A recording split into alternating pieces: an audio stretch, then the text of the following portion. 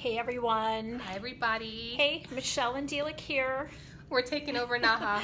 We are. We had some technical difficulties, so thanks for being patient. We want to talk all things NAHA. We want to talk about our collections, a little bit about how we created them. If you're interested in shooting for NAHA, we're going to give you some tips and some tricks. And we just broke our tripod, so bear with us. We're holding the phone instead. Go figure. Yes. Rotate your phone. You can't rotate your phone while you're recording. Okay. So don't rotate it, just upright. I'm trying to be upright. Okay. All right. Okay. So we're so excited to be here, and there's so many things that go into behind the scenes and what it takes to put a collection together. I know for this year, I kill myself trying to think of something that is like that I've never seen before, and it's so difficult because how many different things can you do with hair? I love the medium of texture. I normally don't even know what category I'm going in. I know a lot of people don't work that way, but I do. I usually don't know what category. I just make something and I say, okay, it fits that category, put it in that one. And so sometimes it's a toss-up. Yep. What category were you nominated in? Texture, again.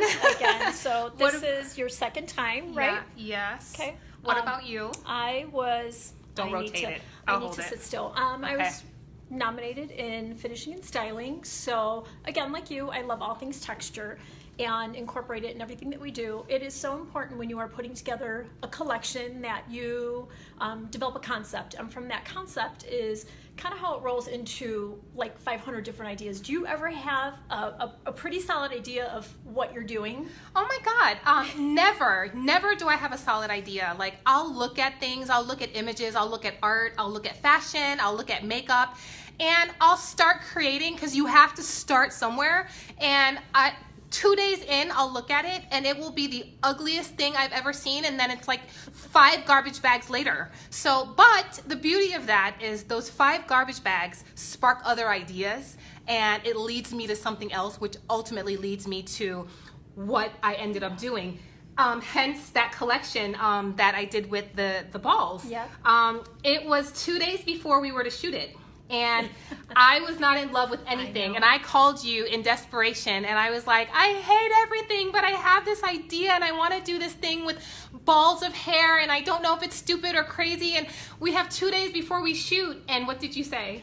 I said, well, change it. You have 2 days to completely change it. So, and that's exactly what you did. And sometimes the last minute things make all the difference, and you were nominated. So good job, good job. You know what? You keep talking. I think I have a selfie stick, so maybe that'll help. You keep talking. All right. Okay. So I'm going to talk a little bit actually about Dilek's collection because it's so cool. If you guys saw, I was with the beads, but you know, we are each other's fangirls. Obviously, you know that. And I think one of the things that happens is we usually do shoot together a lot. And even in the building process, she's in Chicago, I'm in Miami. We'll talk to each other and we'll say, well, how's it coming? And what's going on with you? And where are you so far? And she'll send me pictures. And I'll understand and see what her process is as she's going along. And one of the things that we do have in common is we do try to take elements of things that we are seeing currently. And we actually talked about this earlier today. Like, you know,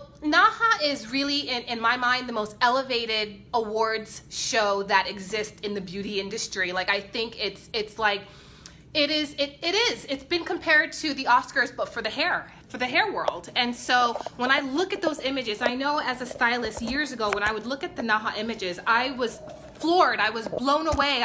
Who are these people creating these works of art? And just, you would look at the image and it would take my breath away. And I never, ever, ever saw myself being able to emulate that in any capacity. And I'm here to say you absolutely can. If you are a stylist just starting out, if you are a stylist that has been in the business for 10, 20 years, you can do it. And you'd be amazed at the boundaries that you push yourself once you start getting your hands in it. So anyway, like I said, the element that Dilek and I always have in common is the fact that we do try to take something that we see trending that's current, and for her it was the beads. So how do you take something that's current and trending and not make it look like consumer hair. It has to be very, very highbrow. It has to be very elevated. It has to almost look like something you would hang in a museum. So absolutely. Go on. Hey Alyssa. Hey Audrey. Hi guys. Hey guys. Hey Melissa. Thanks for tuning in. Thanks. I just had to jump in and say That's hi okay. to some That's of these okay. guys. I want to show you a little bit. My collection was the beaded collection, and again, it just kind of started off with an idea, and my idea was what I was seeing in fashion. It is very 70s inspired, but the way I think about it is I think of a decade and how it would be if it was today. So the 70s, I love it. Was you kind of love like, the 70s I a love lot, the though. 70s. Yeah. I think the shapes are really cool. The structure is really cool. I think that it was so colorful, and it was kind of like a really fun time. So for me, I thought about, okay, like Bo Derek, those beads, remember that? Like that image that no one will ever forget. So I kind of took that and made it like 2018. So. But you know what? The funny thing is, we can look at Bo Derek and we can look at all of the braids and the beads, and there's so many different influences in that. But how do you take that and make it something that is even different from what we saw then and what we see today? And that was what you did, where instead of, putting... I'm moving, guys. She's telling me, stop moving it. Stop moving. Sorry. Yeah. I'm going to try to be as still as possible. So, yeah, like, yours wasn't a typical, like, you braid hair and put beads on the ends. Like, your images were beads, and they weren't typical beads that you would buy in, like, a beauty supply store. Right. These were, like, jewel beads. These were, like, beads that you ordered, and they had, like, an iridescence. They had a sparkle to them. Some were metal, I think. Some. So I went to a bead store, and I spent a lot of time there looking, and the biggest challenge was finding a hole big enough to pull the hair through. So with that, I want to show you just something I did really, really quick this morning so we can give you guys an idea. And this is just a weft of hair, and these are actually just plastic clear beads that I was playing with this week, and I just strung them through. I use a beater, very, very simple. I think this was, this is maybe like 1.5 inches in width weft, and I have 4 rows in there. And these are just kind of the super cheap beads. The ones I did for my collection were pewter. They were super heavy. They were a little pricier. Yeah. So I did a combination. I actually had pewter beads that were the most expensive. Yeah. And then I had some wooden beads. But then the other dilemma is, how do you do 3 different images and make 3 different looks with that concept? So there's your concept, right? Yeah. Your concept is the beads. The beads. But then that's going to marry everything together. But how do you make 3 different distinct, beautiful images with the beads in some capacity? Right. So I actually just took 3 shapes that I like, and everything incorporates some type of texture because I love texture just like you do. Yeah. So to me, it was really creating different shifts in texture, and maybe almost like opposites attract. So it may go from something like lightly wavy to extremely energized textures. So I think enough about mine, and we'll kind of talk about mine too. So let me hold on to this, and you, Michelle, I want you to share what yours looks like. Behind the scenes. Okay. Yeah. So everybody knows, I guess for me, the thing that tied in my concept was balls. Like, I really wanted, like, I love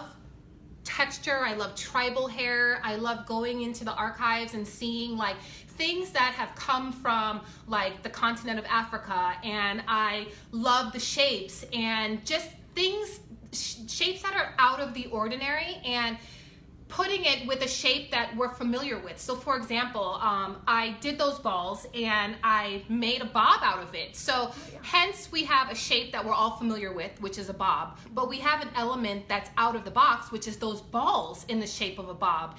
And the other element that I added was, again, paying homage to what I see happening currently, and that's those splashes of color that we see in the hair that aren't traditional. So I played around with just a plethora of color. I played around with the shape of balls, and I made it into a classic bob shape. So it was those 3 distinct elements that you saw married together that made it so distinct. All right, show everybody what it looks like. Okay, so actually I incorporated the balls and everything. One I put into the shape of almost what you would see in Afro, but if you guys remember from back in the day when Bobby Brown was out, it was like the 90s, and when he was wearing the Gumby, it was a Gumby. It was like an Afro, but it was like to the side.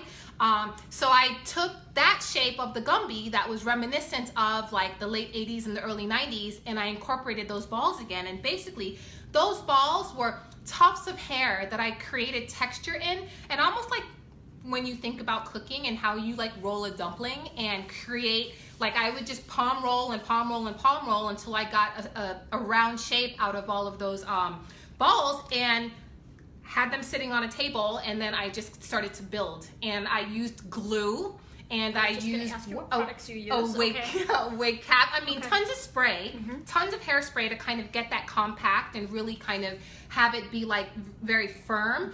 But the thing about when you're shooting and you're almost creating an object out of hair is like you have to still make sure that it looks like hair. Like it cannot be so perfect that there's question as to whether it's even hair or not. So the third look that I did is I still incorporated the balls, but instead of having them be on their own, I actually covered them with colored pieces of hair and created these individual wefts with 2 different sizes. So we have a bigger one, and I clasped it with a clear rubber band, and then a smaller one, and I just repeated that pattern. So it is time consuming, and you do spend a lot of time like building things, but when it was all said and done, let's get up I close. probably had like 50 or 60 of these, and I have like a head form that's almost like what a dressmaker would have, where like you use the T-pins and you kind of pin things on, and so I would T-pin these and play around with like the shape, and I would see like what works, what doesn't work, and I just started building at home, and that's what I brought with me when I actually went to shoot. So when I go to shoot, it's not just a raw day for me. I actually have in mind what I want to do, and then it can only get better from there. I at least I'm 60% of the way. So that's good. So yeah. Oh, okay. We're a good team. Thank goodness for good old school selfie sticks. All right, I'm gonna go back to showing you guys this, and I'll give you kind of an up close look.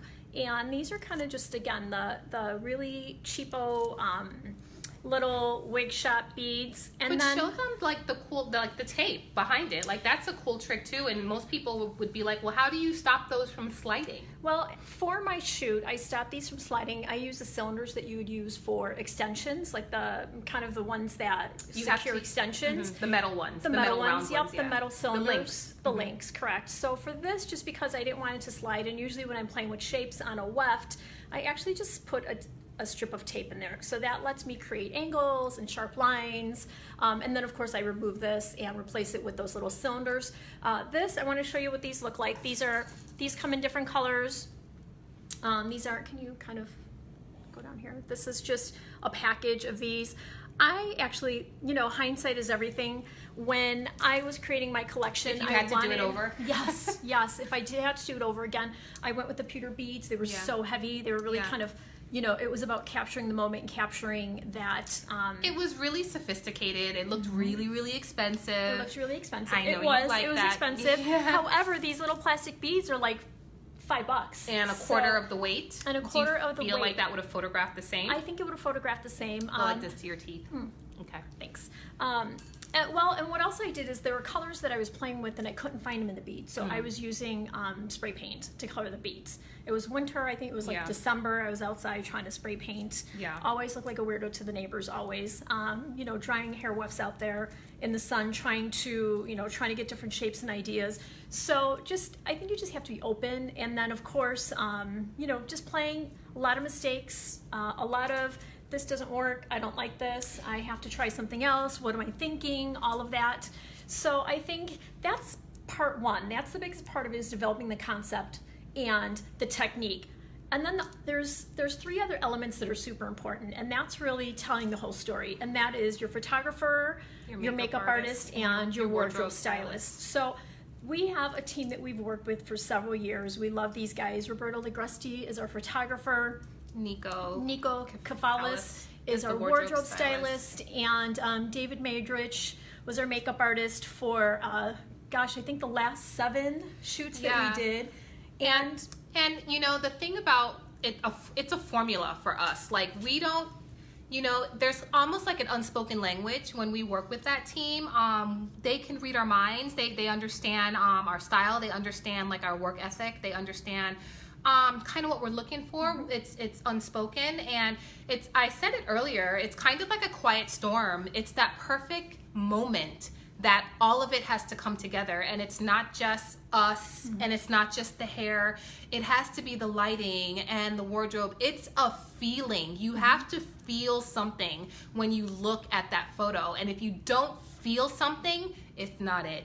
That's it. It's not it. The photographer captures the mood. I think one of the biggest tips that we can give you is if you are looking for a photographer to shoot any hair concept for anything editorial, not just even NAHA, is it really has to be a photographer that shoots hair and beauty. So if it's a wedding photographer, they're kind of looking at the overall background and telling the story of a wedding party, as opposed to if it's a photographer that is specific to beauty, he is actually trying to capture the mood. Correct. That you discussed, that you were just mentioning. It could be a little flicker of hair that's crossing the eye. It could be like, and those things that you think that in your mind are imperfections, those are the beautiful things that make a photograph. So start looking at your work and looking at those things that you consider imperfections in a very different way, because those things are, it's almost like it makes it individual. It's almost like when you have a scar and it's like that's what makes you you. It's like that's what makes that picture. Like that little tuft of hair that's flickering up by the ear is beautiful. So redefine how you look at those images, and don't look for perfection, look for a feeling. Well, and it's also easy to get discouraged because, just so you know, it probably is 100 different shots, and there's only just like one. Selfies. Yeah, just like selfies. You have to take 100 to get that right one. Right. You have to take so many shots to get that one perfect one. So, and sometimes you look and you look and you look, and every time you're looking at a photo, you see something else. So that's our first tip for the photographer. Let's talk about the wardrobe stylist. I think that this is a really key part of an overall collection. It's really telling your story. It's so important to remember that the hair is the superstar, and the makeup and the wardrobe, they're like the backup dancers. Important, bring You need them. so much value, but they are there to tell the story of what, Along with you, to tell the story of what your hair looks are. So it's really and a about good that. You're right. A good trick also is look away from your image, like step away from it and have fresh eyes, almost like when you go to smell perfume and you smell the coffee beans and you have to have like a fresh scent and fresh nose to go back and re-smell it. So look away from your photo and then go back to it again. What is the first thing you look at in that photo? Because if the first thing you look at in that photo is not the hair, then that means that other elements in that photo are overpowering your hair. Well, and the best thing I can tell you is if you don't like what you're seeing, change it very quickly. Don't feel like, well, yeah, I'm already there. Nope. And then I think some of my best shots are the after shots, meaning that I'll go in there with a brush and I'll brush through and I'll make it extra messy. And that's what becomes the shot. Or it's a gust of wind, or it's just something that I didn't even plan. Hey, Audrey. Hey, Kitty. Thanks, you guys. Thanks Hi. for tuning in. And then the wardrobe tells that story. My collection was inspired very 70s, as I was saying, so you can actually see how the wardrobe complements that, and it helps define my story and my message. Mine was very 60s. It was Yours very is mod. I know, I love it. I went with mod, and David really did mod on the makeup with the eyes. I think that really helped bring out my look. Yep. And so, again, to Dilek's point, it was something that only enhanced it, but you know, my hair still was the thing that your eyes went to. All the other elements, just, it was like icing on the cake. Yep, for sure. And then last but not least, makeup. And makeup on my part was very, again, back to 70s. What we did is we kind of got rid of the eyebrows to make it more modern. We're seeing a lot of that in editorial. So that wasn't common in the 70s. So taking an element of what we're seeing in 2018, putting it into that collection to kind of update it. Again, the way I see things is, even if it was 1970, but if 1970 was today, does that make sense? Yes, I what understand. That would look like? Yeah, yes. That's what designers do all the time. I have a question for you, Oh boy, Miss okay. Dilek. Okay. You are a multi-award winning NAHA artist. Okay. And you are nominated. Where we're not on the eve because it's Sunday, it's but like the pre-eve. You are here again, and it's always exciting. It's and better when we're together. It's so awesome It's when fun. I get to celebrate it with you. Aw. How does it feel? Like, how does it feel going into another nomination? Like, is what is that? Is it harder for you? Do you feel like there's more pressure for you to keep getting nominated? Like, Absolutely. Are you just as elated, or do you feel like it offers you like a reconfirmation of your talent? Like, what does it do for you? Do you guys Tell want me. the truth? You Tell want me. the truth? Tell me what it does. I'm always surprised. Like, wow, okay, this is good. I don't really know. Like, I think that I get so consumed with trying to kind of bring myself to the next level. Yeah. And then I also try to do different things because let's talk about, I mean, the reality is it's hair. Everything has been done. Everything has been done. So done. what's going to make it special? What's going to make it different? What's going to make it better? And it's really taking things that I like and kind of converting it into something that maybe I just want to, and I always say to Michelle, like, whenever we shoot, you're just going to have beautiful photos. So if it goes anywhere, it's great. And if it doesn't, that's great too. It's They're still going to your look legacy. beautiful. It's still your work. It's going to look beautiful in your photo album if you still have a photo album. It's going to look great in your portfolio. I think for me, it does get a little difficult because I cannot continue all the time to get nominated. So I'm going to get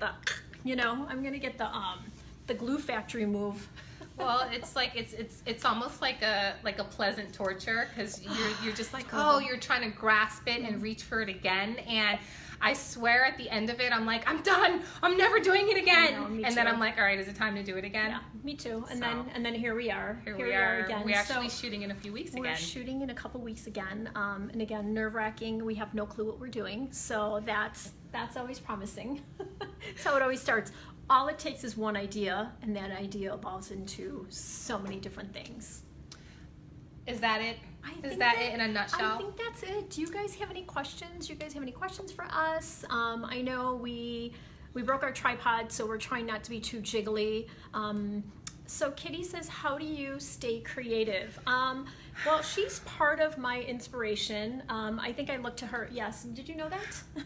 That's really nice. I think you and I, we're very similar. We like a lot of the same things. So it's easy for me to go to Michelle and we start talking about things, and it gets easy to kind of explore different things. We also go to classes, education, you guys.